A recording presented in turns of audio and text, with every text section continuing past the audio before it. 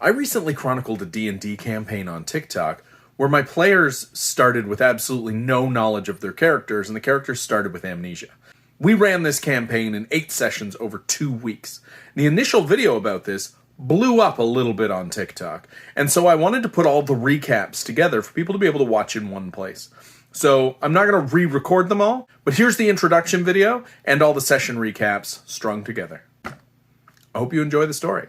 A few weeks ago, I asked what you would do if your DM said this to you. It was going to be an intensive campaign, run over like 7 or 8 sessions in 2 weeks, and you didn't get to make your own characters. Last night, me and my players started that game.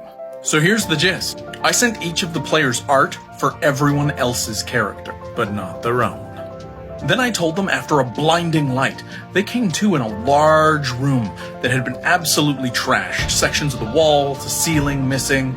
There were huge constructs all over the floor destroyed, and a man half disintegrated laying on the ground in front of them. Looking around, they noticed there were 4 others in the room with them, and they didn't recognize them. And thinking, they realized they didn't recognize themselves.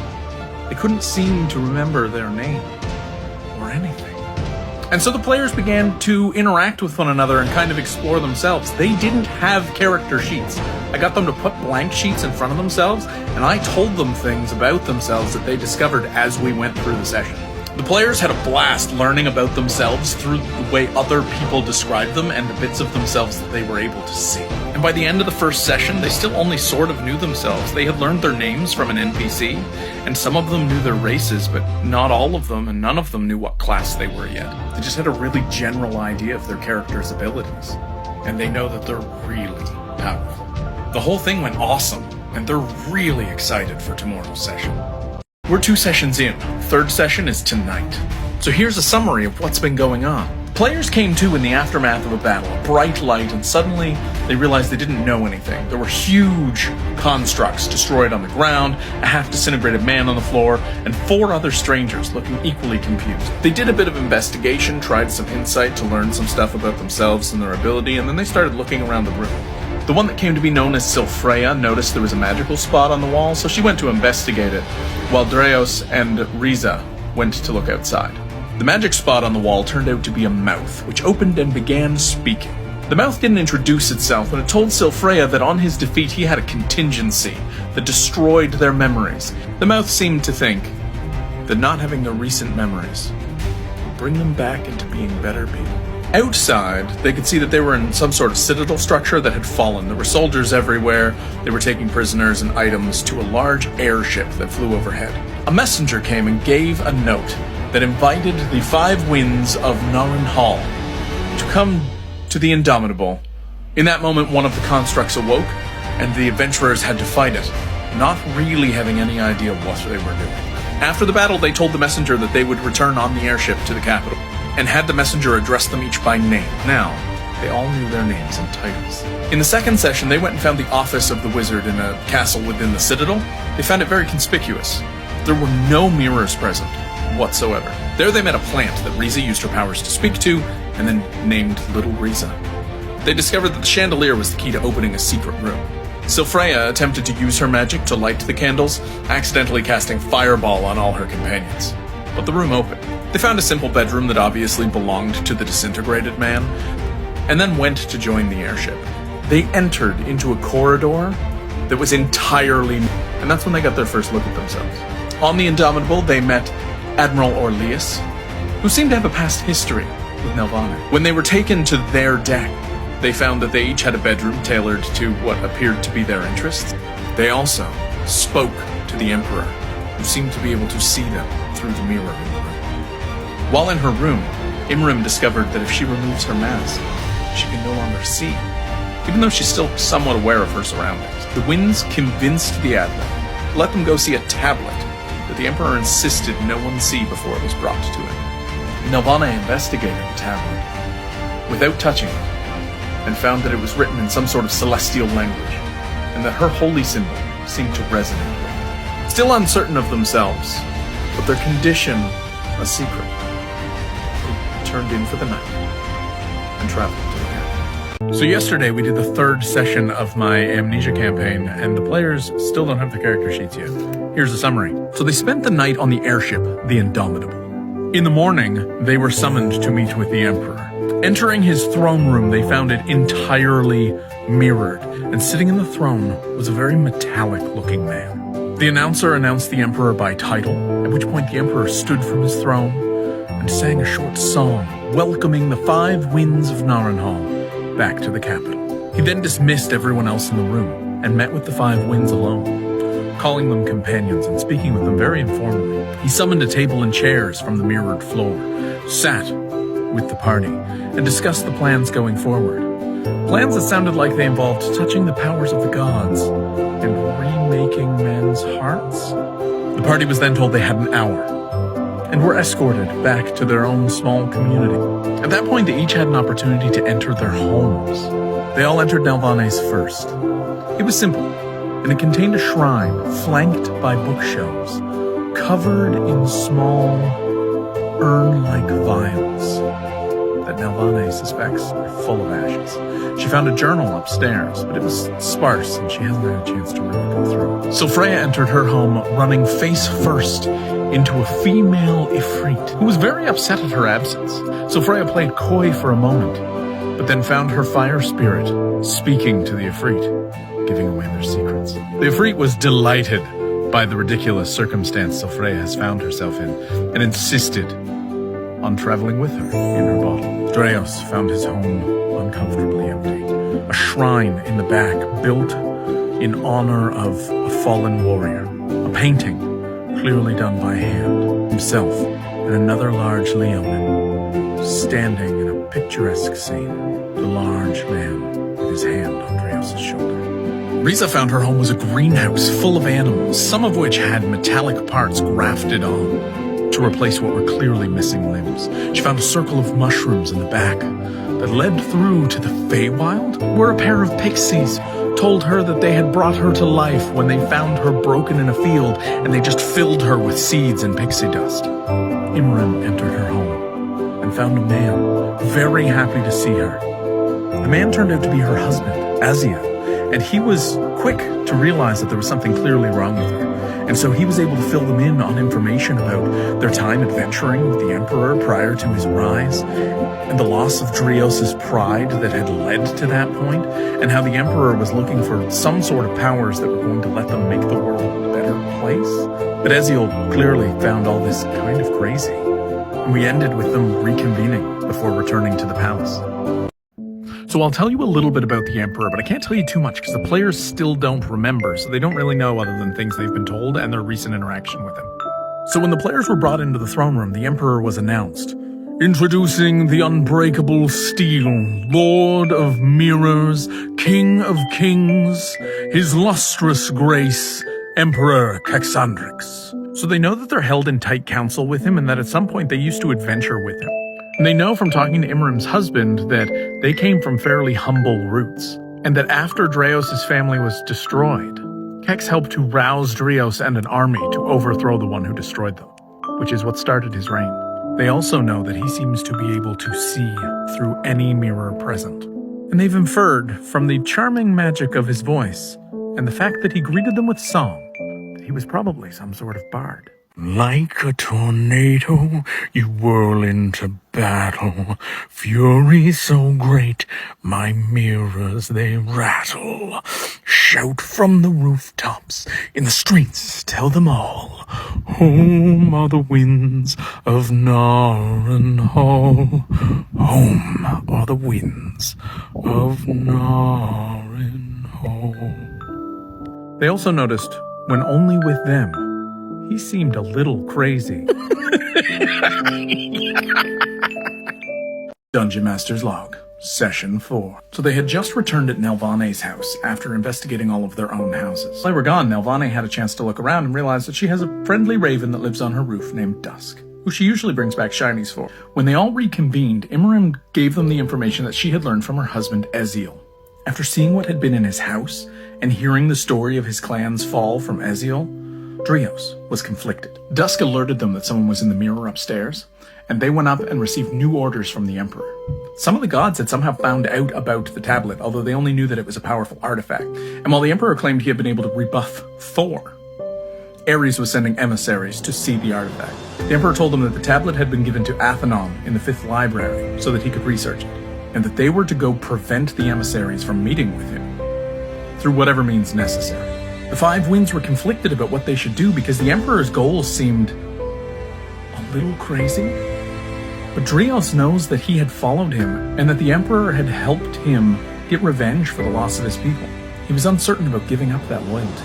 Drios left ahead of the party, and Silfreya followed and managed to calm him some and convince him that they should wait and see how events unfold.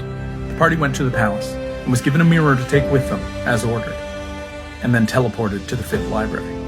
There they met an eccentric old man named Athenon who seemed to like researching violent and deadly contraptions. He led them down to the vault where he was keeping the tablet, and then hid in the vault before the emissaries could arrive. Riding a chariot pulled by 2 nightmares, 2 armored warriors stood before them, easily the same size as the 7-foot Drios. 5 Winds worked hard through this conversation to avoid conflict, though Riza did get kicked at one point for trying to look up one of the emissaries' armor. But eventually, out of frustration, Ares himself appeared. While the party was distracted talking to the god, Imrim dropped the mirror they had been given down into the lava, destroying it, and then convinced Ares that they'd like to talk to Thor and find out where this information came from. Ares found this request kind of entertaining, but gave them a metallic emblem of Thor to summon him on the pinnacle of Mount Dela, and left in an explosion of fire. When the party picked up the emblem, radiant energy poured through them, breaking some of the blocks in their brain and returning to them their sense of self and a few core memories. And the players ended Session 4 by receiving their character sheets. Here's a summary of Session 5. So after receiving a jolt of divine energy from the emblem given to them by the god Ares, the characters recovered their sense of self, as well as some core memories that all in some way related to one another. While the characters were excited to see one another and shared some personal interactions, they quickly got back to discussing the matter at hand. What were they going to do? Silfreya used her newly remembered abilities to look through the vault wall, saw Athenon wasn't there. She could make out something that looked like it might be the tablet, but the magics protecting the vault hazed her vision. The 5 Winds decided maybe it was in their best interest to go to Mount Dela and meet with Thor to find out how he learned about the tablet. I think they suspect a double cross. And so Nelvane shepherded them all back up to the library, where they found Athenon back at work on his platform. Riza harassed Athenon a little bit, and then went looking for maps. She found a map of the continent, and between Imrim and Drios, they were able to ascertain where they are and where Mount Dela was. Then they requested Athenon have someone open them a portal to Mount Dela, which he agreed to do. The players found themselves on a path winding up the side of a snow-capped mountain, up to what appeared to be a flattened plateau. They climbed to the top and found a flattened platform with large marble pillars and a huge brazier in the middle. Imrim took the emblem of Thor, given to them by Ares, and held it aloft. As she did, the thunder in the clouds rolled with laughter, and lightning struck the plate and bounced behind her, lighting the fire. And a voice echoed from above. You mortals think you can summon Thor? The lightning that lit the brazier bounced outward and came alive, and suddenly the marble floor itself rose and formed into a mighty colossus. A great battle ensued, but the 5 Winds, while heavily wounded, were victorious. And with a bit of taunting from Silfreya, Thor saw fit to come down and see them, and that's where we ended the session. So the 5 Winds of Narenhal are in conversation with Thor, and the conversation is fairly tense. Thor summons them all a mug of mead, but he also seems to be kind of hefting and testing the weight of his hammer. Thor seems to have some sort of past relationship with the Emperor, or at the very least that they talk sometimes. They find out that Emperor Kexandrix made a plan with Thor to tell Ares about the artifact just to kind of pick at him. And so the party realized that the Emperor had orchestrated sending them away. The 5 Winds decide to bid farewell to Thor. They begin to make their way back down the mountain to wait for the portal back to the 5th library. While they look for a place to sit and rest, Riza slips away and teleports back to her greenhouse. Riza took a few minutes to get all her animals into the Feywild and then destroyed her circle of mushrooms. Then she realized that there were soldiers around their homes. soldiers she didn't recognize, that wore armor that looked like it was intended to mimic the appearance of the Emperor. The soldiers were carefully searching their houses, putting things back to make sure it didn't look like anything was turned. Eziel was being interrogated and looked like he was held in place by magic. Riza turned into a fly so she could land in the room and listen. And she heard the soldier asking Eziel questions about Imran and her loyalties and where she was. Before the interrogator left, he modified Eziel's memory so that he didn't remember being questioned. Riza told Eziel to get dusk and run, and started making her way back to her companions. Back on Mount Della, the others were looking through the things they had taken from Magister Halfasir's citadel, the man whose corpse they found when they first woke up, and whose voice seemed to speak to them from the magic mouth in the wall to tell them he'd wiped their memory. And they realized, what if he's not dead? So Freya tried to scry him, and to her surprise, her scrying took her to Athanon, the eccentric old man in the 5th library. When Riza returned and they combined stories, they decided they needed to go to Athanon. So Silfreya used her limited wish ability to open a teleportation circle. When they confronted Athanon, he teleported them into an extra-dimensional space that apparently was in his pocket and basically revealed his whole plan to them. Athanon had been Halfasir the whole time. He's been undercover as an Imperial researcher to slow down Kex's plan. He felt that what Kex was doing was pushing it too far, and so he had to step in. And it turns out that Halfasir missed the back and forth between them when they were heroes and he was a villain, and really just wanted to get back to that without the world ending sometime in between. Halfasir was not a good person. So the 5 Winds needed to rest, and they're fairly certain they need to stop Emperor Kex. Halfasir told them he could delay him by 1 day. So he teleported the 5 Winds to a set of foothills near the entrance to the Tears in Creation. And they used their magic to hide themselves and settled in for a long rest. Just as they were finishing their rest, Nelvana got a voice that contacted her in her mind. Mother Deathwalker, soldiers are taking the sisters. I've ordered the children be taken through the secret tunnels. What do we do? Your sanctuary has fallen. Here's what happened in Session 7. Getting the news that Nelvane's temple had fallen, the party decided that they needed to move forward and get to the Terran creation before Kex could. They needed to travel to the east to get to the eastern side of a canyon where they would find a cave. As night set in, they started moving to the east, but they heard this periodic sound of thunder in the distance. They also heard a low rumble, again, very far away. Taking a few moments to investigate this, they saw that in the distance there was a shape moving over the clouds. It was coming fast. Suddenly, the periodic boom stopped, and a shape broke the clouds. A gargantuan steel dragon. It blasted the party with a breath of force before plummeting to the ground before them. The 5 Winds were surprised but ready. They managed to lock it to the ground and beat on it, but they saw that its breath had started to recharge. Riza looked deep into its eyes and realized this wasn't a natural creature. This was a construct. The Emperor was building steel dragons. The battle continued, and the 5 Winds were taking a lot of damage, but as the creature readied its second breath weapon, a large ship also breached the clouds above, and the voice of Admiral Orleus came through the loudspeakers. Leave my family alone, ya big steel bastard!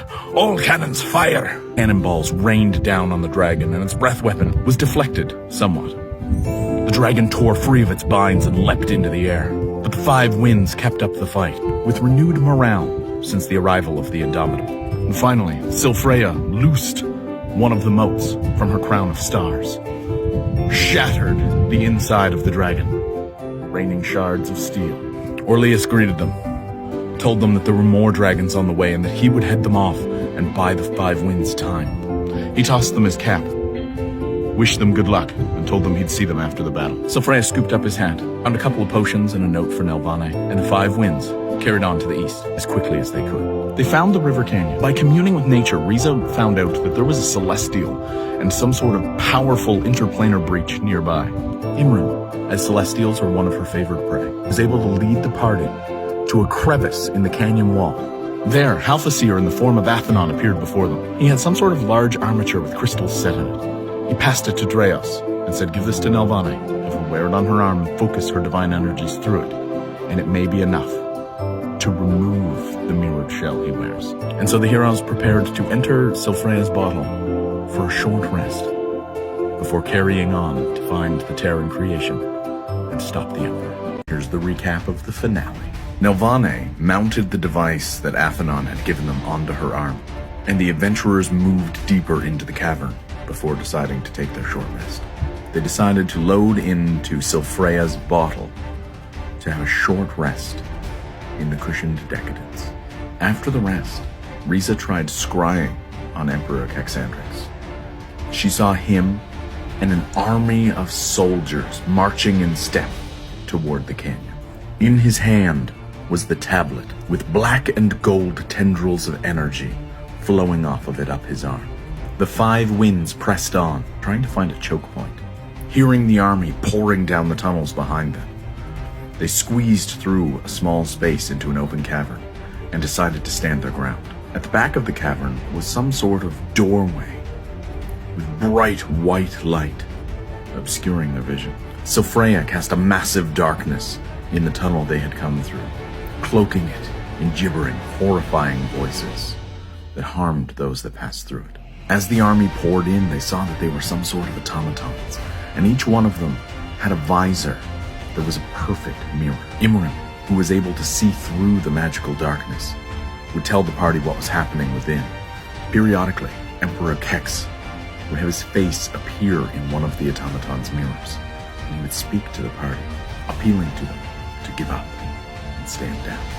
As the army of automatons seemed to draw back a little bit, the 5 winds decided to press forward through the glowing archway and found themselves on a glass bridge high above multicolored clouds. Ahead, they could see some sort of large, possibly somewhat deformed celestial, bound by tendrils to a black and gold rift behind it, which it informed them were the tears in creation.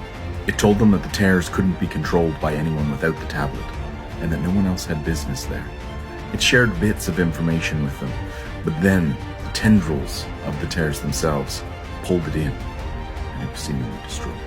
The automaton army began to press through the gateway, but as soon as they entered into this realm, they fell lifeless.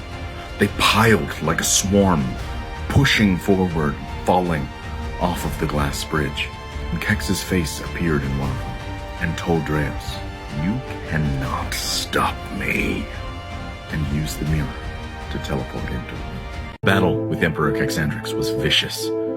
He threw magics and teleported around the room, moving toward the tears. Nelvane focused her divine energies through the device given to her by Athenon and managed to slowly knock the metal sheen off of Kex's body.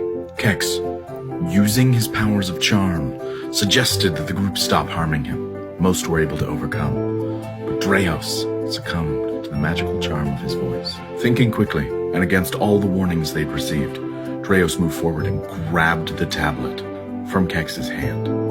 The tablet seared him with divine energy and racked his brain. As Dreos was somewhat stunned, Kexandrix, in a fury, tackled him. They both toppled off the bridge. Dreos dropped the tablet and caught himself, with Kex hanging from him and stabbing him with metallic arms. He continued to tell the party that there was no other choice. He had to go on. This is what they wanted, before Halfasir had influenced them somehow. Kexandrix teleported back up to the glass bridge, and Imran sprinkled pixie dust on Dreos so that he could float back up. The battle raged on. They knocked the tablet away from Kex, as tendrils came out of the tears in creation and tried to grab the party. Finally, they managed to get through to Kexandrix. Sobbing, blood pouring from patches of skin in his mouth that they could see as the mirrored sheen dripped off of him onto the floor. He told them everything he had done was for them, and that he would give anything for them. He dropped backwards, tried to let the tendrils take him, but Dreos refused, and with a critical roll on athletics, managed to maintain his hold on Kex as the tear tried to pull him in. Silfreya cast a wall of fire across the tear in creation, damaging the tendrils and forcing them backward. The 5 winds managed to pull Kexandrix back from the tear. Meanwhile, Riza polymorphed herself into a silver dragon and used her tail to whip the tablet off the side of the bridge and down into the cloudy abyss below. The 5 winds escaped the chamber of the tears, made their way back up through the caverns to the surface, and found Orleus sitting among the wreckage of the Indomitable. With Alphaseer standing next to him. After a heartfelt reunion and a brief exchange, Alphaseer teleported them back to the cavern, where Silfreya helped Imran reach out to her husband Ezreal, tell him it was safe to come home with Nalvane's raven at dusk. Nalvane roused her friends and went to check on her temple, where the automatons had fallen useless, and her sisters were safe. And Riza asked Silfreya Zifri to help prepare her circle of mushrooms so she could go visit her pixies. Dreos, holding the unconscious body of their friend Kex, took him to lay down in his house, in hopes that over time he could recover his mind. And the Five Winds decided it would be best if a council ruled over the Imperium of Narenhal.